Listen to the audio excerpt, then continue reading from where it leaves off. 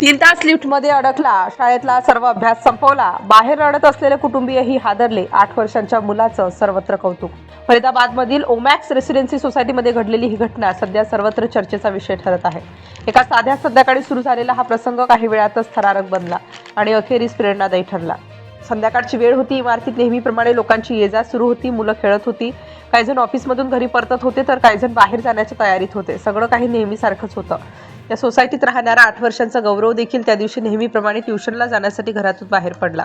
त्याच्या हातात शाळेची बॅग होती आणि तो शांतपणे लिफ्टमध्ये शिरला. लिफ्टचा दरवाजा बंद झाला आणि काही क्षणातच अचानक लिफ्ट थांबली. पहिल्यांदा त्याला वाटलं कदाचित लिफ्ट काही क्षणात सुरू होईल, पण वेळ जाऊ लागला आणि लिफ्ट तशीच बंद राहिली. आता परिस्थिती गंभीर होऊ लागली, कारण लिफ्टमध्ये एकटाच 8 वर्षांचा मुलगा अडकला होता. गौरवने मदतीसाठी आवाज दिला, पण त्याचा आवाज बाहेरपर्यंत पोहोचला नाही. लिफ्ट बंदच राहिली. दरम्यान घरात वेळ जात होता आणि गौरव घरी पोहोचलेला नाही. कुटुंबियांनी वाट पाहिली, पण तो आला नाही. थोड्याच वेळात कुटुंबीयही चिंतेत पडले. ट्युशनला फोन केला गेला, पण तिथून उत्तर आलं, गौरव अजून पोहोचलेलाच नाही. आता परिस्थिती अधिक गंभीर झाली. कुटुंबियांनी सोसायटीत शोध सुरू केला. लोक जमा होऊ लागले. एकामागून एक मजले तपासले जाऊ लागले. सगळ्यांच्या चेहऱ्यावर चिंता स्पष्ट दिसू लागली. वेळ जात होता आणि गौरवचा काहीच पत्ता लागत नव्हता. दरम्यान लिफ्टमध्ये अडकलेला गौरव मात्र शांत होता. त्याने परिस्थिती समजून घेतली. घाबरण्यापेक्षा त्याने विचार केला, आता पुढे काय करायचं, आणि त्याने कसा निर्णय घेतला ज्यामुळे सर्वजण थक्क झाले.